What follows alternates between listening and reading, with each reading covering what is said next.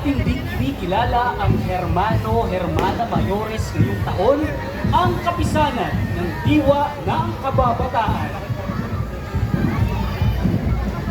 Ang kapisanan Diwa ng Kababataan ay naitatag noong taong 1920 at sa loob ng 100 taon, 106 na taon, ay patuloy nilang isinusulong ang diwa ng debosyon, bayanihan at pagkakaisa sa kanilang pamayanan.